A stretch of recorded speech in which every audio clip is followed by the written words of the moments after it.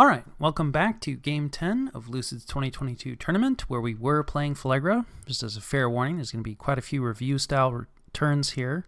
We'll pick back up with the live narration at around turn 56, with a few others sprinkled before then. So we may lose some context, but I have tried to remind myself of what's going on. This was turn 44, and we are preparing for war with Atlantis.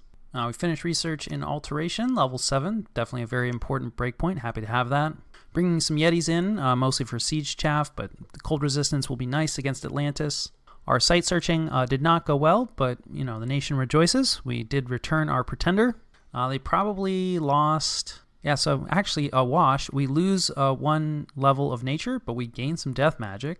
I don't think we had any death magic before, so perhaps that opens up some interesting cross paths, but it'll only be death 1, and losing the path of nature possibly more significant.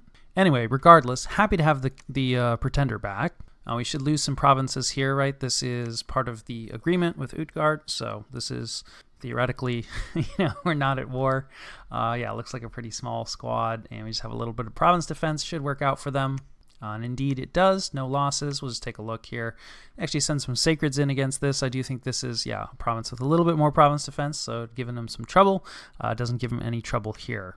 I believe this covers the remainder of the agreement, but we'll see. There aren't too many more provinces that we'll have to give up.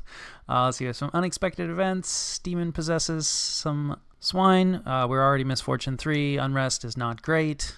We lose half of our tax. This is in a farmland. That does hurt. We lose population. This actually probably hurts a little worse, although I don't know how valuable this province is. And then we have a madman join. He's claims that he's found the Forgotten City, which I believe is a site, but he's a madman, so, this isn't always true. The world has grown unnaturally cold. This is a little bit of a concern. We do have a Vaettiheim in the game, and making the world cold is a thing that they can do, but we don't see that global yet, and Vaettiheim is pretty busy, so probably just a random event. We don't need to worry just yet. Speaking of Vaettiheim, we patrol out one of their scouts. Always happy to get rid of scouts, even from ostensible allies. And I'll catch you guys after the jump. Alright, this is the situation and what we did about it. Primarily just shuffling reinforcements and site searchers around. Definitely very busy times as we set up to hit Atlantis in as many places as possible. We really only have the one army, so if I'm remembering this correctly, and really this is kind of our only choice. We're going to have to push in the north. We do have a castle right here on our border. And of course, Raga's capital is not too far away, so I do think this is a good place to attack from. But we really kind of have the bigger border in the south, where we really just, we have some troops built up, what's left over basically from our massive loss. It's been, recruited up a little bit. But we may struggle here in the south to hit a lot of provinces. We do, of course, have the tyrants, so, we don't need any stacks of troops if we're going to use them. We do have one tyrant down here. We have another one in the capital that's kitted out. He's insane this turn, but at least he's researching, which is better than the other one over here on our throne, who is pillaging, also insane. Certainly feels like more than 5% insanity, but, it is what it is. Of course, we are, summoning in a decent amount of siege strength, though it looks like that has ceased for the moment. So we're probably going to be looking at mostly tyrant raiding in the south, with a hopefully fairly strong attack in the north. One other thing to consider, we definitely are late enough in the game that Murdering Winter is a possible concern, depending on how Vaettiheim has researched. And happily, this fortification at least is within our dominion. Now, there's no heat scales here right now, but it's at least not cold. So that's going to help significantly for Murdering Winter, which is definitely a big concern for the kind of armies that we're going to be putting up. We can also see some movement here on the border with Ulm, right? So Ulm's taken this lake with some undead, it looks like, and they've taken this province. Some danger here, right, that we get cut off. Obviously, if we're planning on going for Raga, but we're planning on working together with Ulm. If Ulm blocks us from that, it could be a bit of a problem. I think taking Atlantis itself is going to be a tall order, right? Atlantis, is pretty close to our border here, which is going to make a lot of the fight in the south somewhat difficult, right? Because we're going to be near one of Atlantis's, main centers of power. They have another citadel right next door. I'm pretty sure they have some forts in this, large lake. So I think the fight in the south here is going to be tough. Whereas in the north, they've taken this more recently from Raga, so they're probably less well established. There's fewer forts over here. It'll be easier to raid. So, while we do want our ally to succeed, we would prefer that they succeed elsewhere, not too effectively. Other things of note, not really doing much in the way of troop recruitment. In fact, we've cut a decent number of mages, not that mage. But I think like down here, yeah, we're recruiting a couple Mouflon, but no mage. There's a number of forts that are not recruiting mages, and I mean, that's pretty much every time that we need to start one of these tyrants. Other things need to get cut at this point for the income level that we're at. Certainly, if we'd done better in some previous wars and had more territory, it wouldn't be the case. But yeah, these guys, they're not cheap. So looking forward, to getting them out in the field and having them pay for themselves. In terms of what other people are up to, we don't have great eyes on Ulm, right? We see Ulm pushing in a little bit, but we don't really know, much else of what's going on with the border. So we are trying to get some more scouts in there, but it's a somewhat slow process. We do have fairly good scout coverage of Atlantis now. We're, about to get eyes on a lot of their fortifications, or at least their above water fortifications. So that's definitely pretty helpful. It looks like Utgard is pushing fairly successfully against the old Jabalban territory. We see Jabalba's under siege and cracked. So this is starting to not look as good for Vaettiheim, right? We see a lot of Utgard flags here. Yeah, it kind of looks like Vaettiheim has mostly been pushed out of the area. We'll see what kind of defense they have for Jabalba itself. Otherwise, Vaettiheim's position still seems, decent enough considering how many people they're fighting. Their border with Michelin, like I said, still seems relatively static.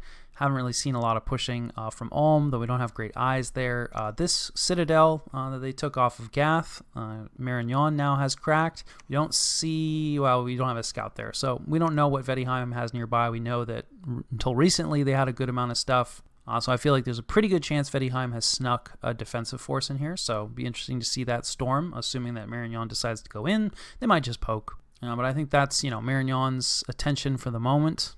And I think that more or less covers the world state, at least as we understand it. And I think that more or less covers turn 44. All right, welcome back to Game 10 of Lucid's 2022 tournament, where we were playing Phlegra. It was turn 45. We witnessed a number of battles this turn, not involving us. We also receive a messenger from Michelin. This is definitely not good, because, of course, we have already sent to Atlantis, ending our nap. I think this might actually technically be our last remaining nap. We're pretty friendly with Ulm. I think at some point we do agree to a non-aggression pact, so I can't remember if we've done that yet, but this is really our only secure border. We don't share a lot of border with Ulm, so it's not that big a deal. We definitely share a substantial border with Michelin, so yeah, this is unfortunate. We will definitely have to reach out to them. We may have to adjust our plans. We do at least finish research in Conjuration, level 6, which we've talked about how that's not necessarily going to be great for us, but is definitely a useful path. Bringing in a few more summons, then we catch a couple of battles. I think, some of these are probably going to be pretty important, although these are Vaettiheim attacks. Yeah, so this just looks like a raid, some Wolf Brothers against one of Marignon's territories, one province defense. That'll go fine for Vaettiheim. Gold Mountains, I think this is the Citadel, perhaps. It's looking rather cold. Yeah, this is looking serious. All right, get some team-colored squares on. These are probably, no, not Swarmcasters. So looking like they're just evocation bait, just a couple of Wolf Riders out front. Then we have a big old Vetti blob back here. Quite a few crossbowmen, also some herd Vetti. Some blood slaves running around. Looks like there's been a little bit of transformation, I'm thinking. Yep, transformation twice born. Definitely a great trick on Vaettiheim. This is looking like it'll probably be Foul Vapors. The Pretender is also here, it looks like. Nice. I don't think I've ever actually seen this chassis. Very cool.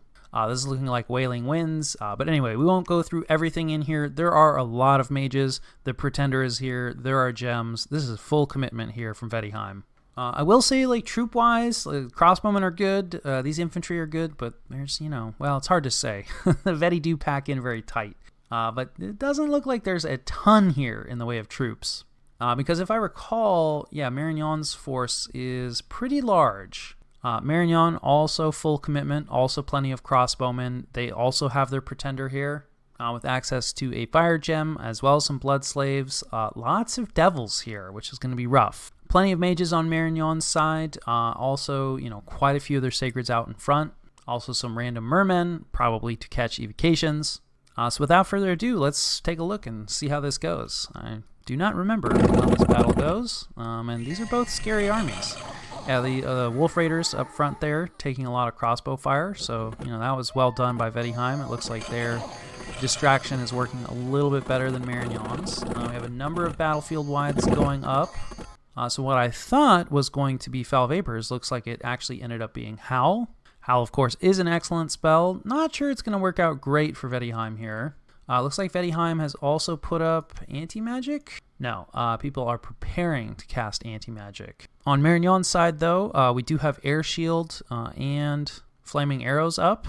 So a couple battlefield wides already up for Marignon. Not sure about Vaettiheim yet. Definitely have some coming along. Some skeletons coming out for Vaettiheim. Looks like Fog Warriors has gone down now for Marignon. That's a big deal. Not a ton of magic weapons on Vaettiheim's side. No protection buff, it looks like, yet for Marignon, but I don't think that Vaettiheim has Fog Warriors, or any kind of protection buff. So in terms of army-wide spells, this is definitely looking like it's an advantage for Marignon. Also, some of the devils have jumped to the back here, which is really rough. They're kind of in among the mages. Devils, they don't have a lot of protection, and mages are very dangerous, so a lot of devils going down. Potentially some of them have retreated, so that's going to be painful, right? Devils are somewhat difficult to replace, but it does look like they're killing quite a few mages. We see a lot of routes here. Yeah, it looks like Vaettiheim not completely routed yet, but most of their troops have routed, and I think, just not quite enough here. We also have quite a few more battlefield-wide spells have come up, though I don't think it's going to matter a ton. We have Relief from Vaettiheim, Rigor Mortis also from Vaettiheim, and then Wailing Winds from Vaettiheim. So looks like it was going to be a fatigue play, but I think the battle is just going to be over, too quickly for it to really matter all that much. We do have some retreats on Marignon's side. It's not like this was without loss. A few Soul Slays coming out, looks like from Marignon's side, but possibly also from Vaettiheim's side. Pretenders moving forward for Marignon, and potentially Vaettiheim's Pretender has gone down. No, it looks like she's retreating off. So it's not over yet. There's still a lot of Rimvetti here. I don't know about a lot. Some Rimvetti here. Definitely the fatigue starting to stack up on both sides here, but we can see that most of the battlefield wides, in fact, probably everything. Oh, no. Vaettiheim still has one battlefield wide up, but yeah, it just went down. So this is looking like a fairly painful loss here for Vaettiheim. Just didn't quite bring enough stuff. I think a fatigue play was a reasonable attempt, but with so many devils in play, devils are just really fast, so it's kind of hard to fatigue them out, before they have a chance to mulch through a bunch of your stuff. Still, a very cool battle, a very painful battle for Vaettiheim. This is kind of catastrophic. Looks like potentially you saw a slightly different version, or their Pretender got sniped before she actually managed to make it off the field. But Vaettiheim loses pretty much everything they bring. 5 cap-only mages. Now, a few of these mages were twice-borned, right? Maybe a decent number, but probably not all 14 of these mages who, they're not slow to recruit. They recruit anywhere, but 190 gold apiece. That's, 15, 14, 13 fort turns. But of course, they lost a bunch of other stuff as well that's going to require fort turns.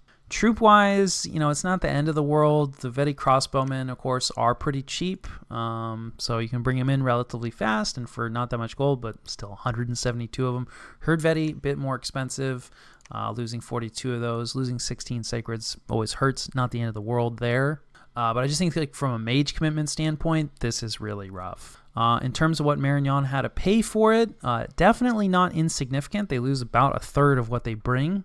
Some of those losses are fairly significant, but from a mage standpoint, much less painful, right? They do lose a few mages, but these chart makers are very cheap, recruit anywhere. The master here, I think, is a cap-only slow to recruit, so definitely hurts to lose one of those. They also lose a couple royal navigators who, moderately expensive. You don't want to lose these guys, but, mage losses are acceptable for what you inflicted. I think troop-wise, it's a little more painful. Marignon loses about half their crossbowmen. Not as easy to replace as Vaettiheim's, but, not too difficult. Losing half the devils definitely hurts, and then losing, over half of the sacreds that they bring. It's not the end of the world. I don't think Marignon really needs to lean on their sacreds all that much, but They do have a Blood Vengeance bless, along with a few other things. Like, it's a somewhat substantial bless, as I recall. So, it's nice for them to have their sacreds, definitely. So a clear win for Marignon, but definitely a bit of a painful one. This, could be the end of Vaettiheim. If it was just a 1v1, I think they'd be okay. But considering that there's potentially 2 other players that they're fighting, although with Mictlan ending their non-aggression pact with us, right, perhaps they're only in a 2v1 now, so perhaps they can survive this. We also witness a battle between Atlantis and Ulm, so let's take a look at this. Yeah, this is where we're trying to get eyes on this border. This looks like a medium commitment force. There's a couple mages in here, decent amount of infantry, and they are up against, low to medium commitment defense. Unfortunately, Caveman, kind of a rough PD type to be defending with, but I do like these little squads. So this just looks like some Ghoul Guardians, and they've had Body Ethereal spammed onto them by a couple of relatively cheap mages. I think these Fortune Tellers are maybe a little more expensive, although this one has been horror marked, so that's probably why she's out on frontline duty. I don't know. This is a tall order, I think. Yeah, we have some Skelly spam here from one of Atlantis' mages. Also, Quickness has been thrown out by a couple of Atlantis' other mages, and now they're starting to do some mind burns and stuff. So there's more mage support here from Atlantis and more troops. So while Ghoul Guardians are pretty good, they're not going to be able to handle this amount of commitment from Atlantis. So I think a reasonable attempt by Ulm. But they just got outspent here.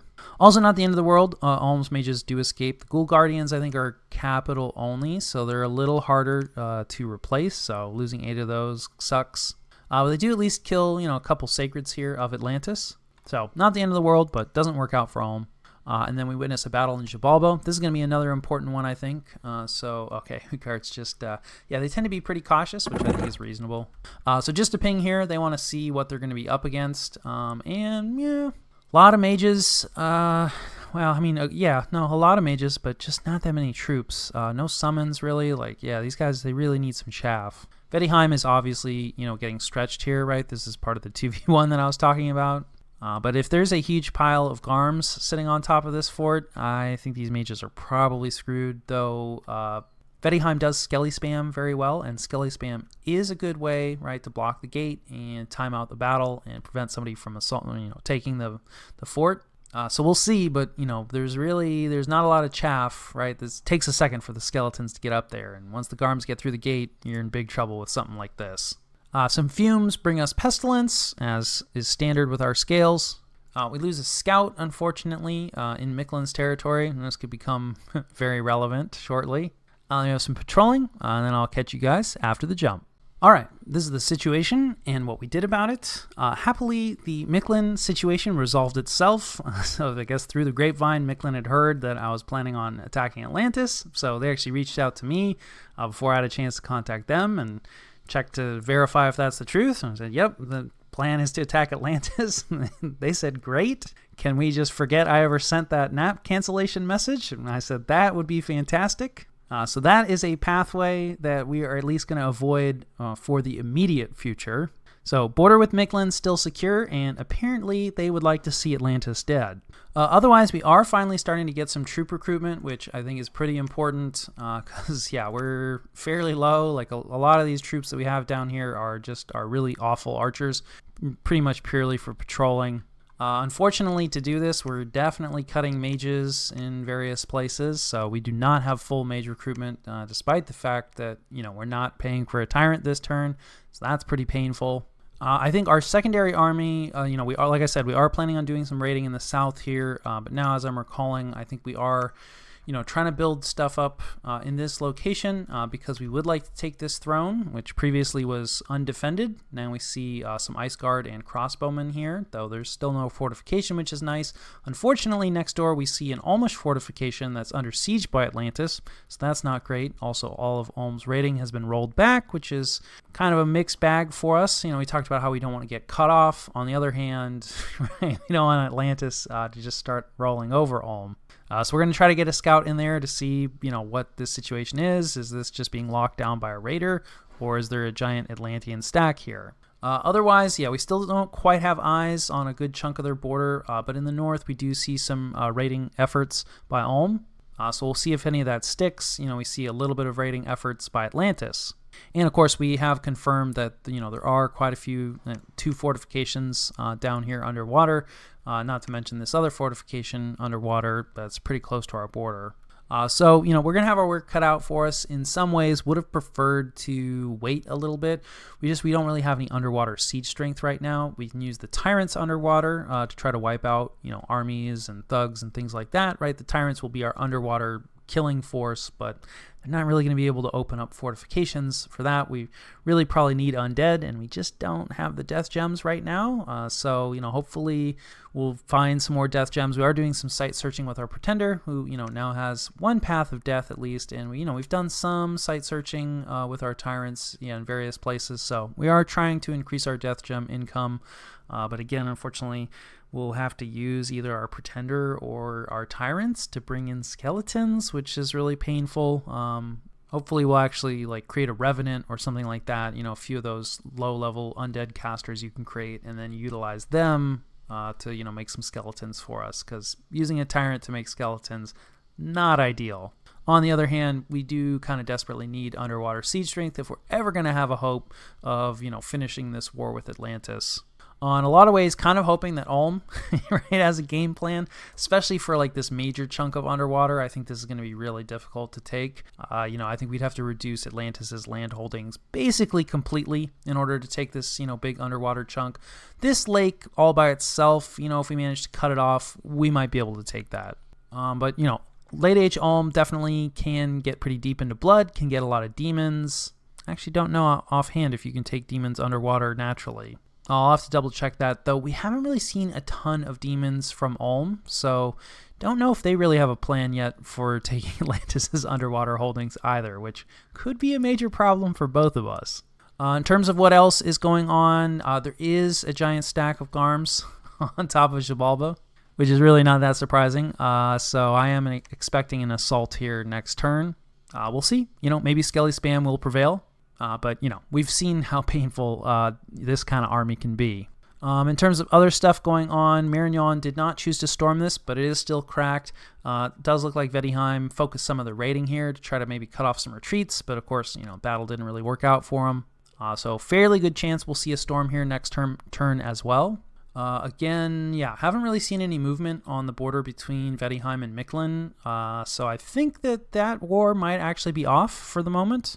But that is just conjecture on my part. I think the fact that Mictlan was looking to start some other kind of rumble is also pretty indicative, right, that they're not in a war anymore with Vaettiheim. Not sure what Mictlan's plan is, but, considering they chose not to attack us, they don't seem to be fighting Vaettiheim anymore, and pretty much their only other borders with Ulm. Seems like Ulm probably would be their other target, but on the other hand, they chose, not to go to war with us when they found out that we would be fighting Atlantis. Ulm is already fighting Atlantis, so, maybe Mictlan is just looking to build up right now. So that covers what we know about the world and kind of what we're planning, and I think it also more or less covers turn 45.